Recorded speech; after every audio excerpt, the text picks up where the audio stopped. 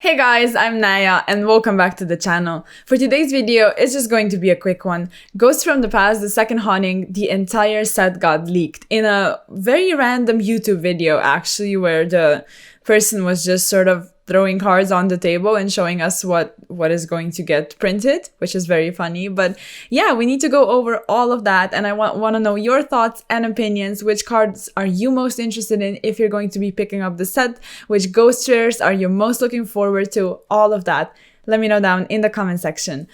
As for the, usual stuff, a lot of you are still not subscribed yet. I would love for you to subscribe so you're a part of this community. So with that being said, we need to go ahead and get started.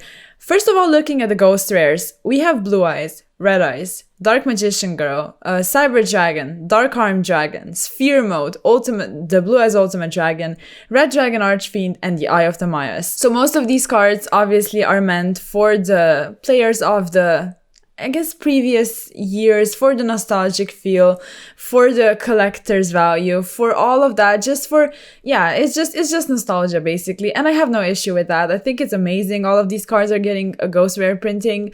Obviously, the Dark Magician Girl one is the one that's going to be, the most sought after, which is no surprise.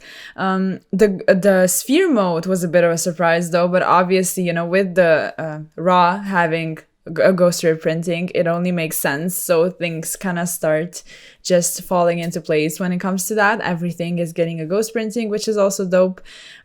We have the Blue Eyes stuff. So for the Ultimate Dragon, we have a Dark Arm Dragon, which I think is just amazing.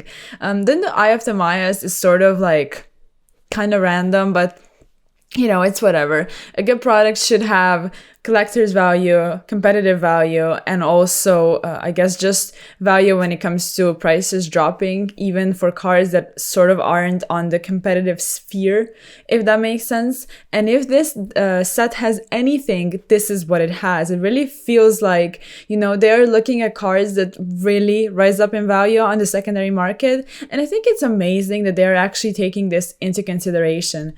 So moving on to the actual cards, first we have a lot of imports, and basically the agent stuff is coming, and it was obviously from the structure deck, so most of the things are going to be in this set. As for the other things, I guess one of the most important ones would probably be the DDD boss monster, which is very cool, and also the Boro and Dragon, which we knew. So two also important ones are going to be Elemental Hero Neos Kluger, which to me is very near and dear to my heart because it's now it's a new bell, so obviously. We have the Oddeyes Rebellion Dragon Overlord. We have Infernity and also Fossil cards. We have Brute Enforcer, which is an incredible link too. And that will probably be pretty much it. It's a lot of imports. The structure deck is not coming here as a structure deck, which is sort of has been a pattern for a very long time now. So yeah, this would be the cards, to point out when it comes to the actual imports.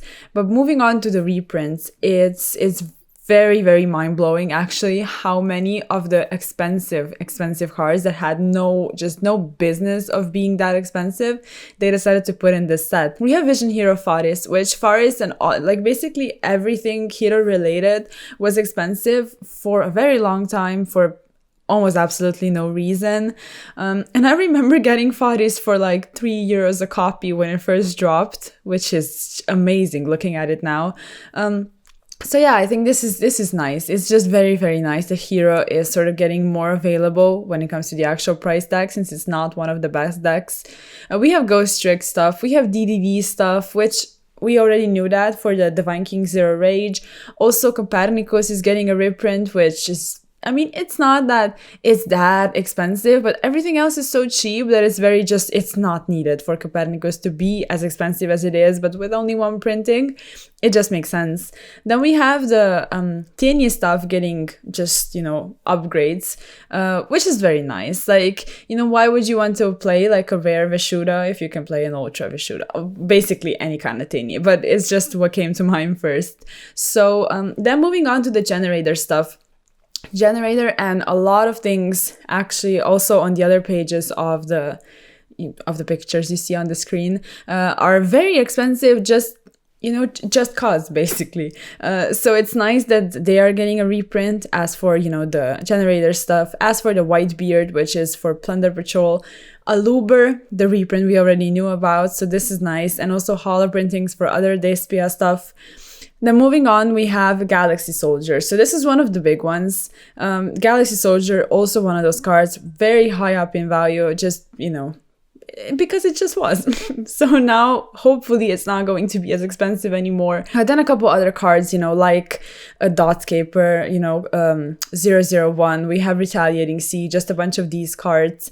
Coltwing, basically it's just a lot of those, I guess, bricks for decks. And then we have zombie stuff. Like, I had no idea at one point that everything crept up in value so much.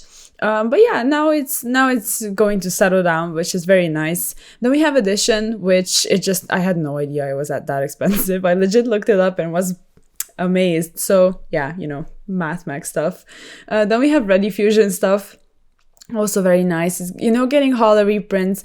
Also, some of these are expensive, so they will be dropping in value. And then we have a couple that were sort of also like just printed in, you know, one set, and then they just became expensive. You know, we have the Dark Magician Fusion, we have Quintet Magician, and then we have a couple, I guess, archetypal stuff. You know, we have also Plunder Patrol, we have, I guess, Boxia. Boxia wasn't as expensive, but now it is going to get the ultra printing, you know, which is cool for someone wanting to pick it up. We have Nirvana High Paladin, and also looking back up, we have the Wandering King Wildwind, which I failed to mention, and it's also one of these cards that, you know, they were very expensive, and obviously it's not the most competitive thing.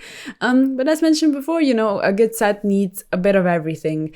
And when it comes to Xyz monsters, we have the Sky Cavalry Centauria, which, you know, I'm very excited for it having a more accessible printing, just because it's an awesome target to go into Zeus with the help of it. And then we have Titanic Galaxy. Also, it had a reprint like a couple years back, if I'm not mistaken.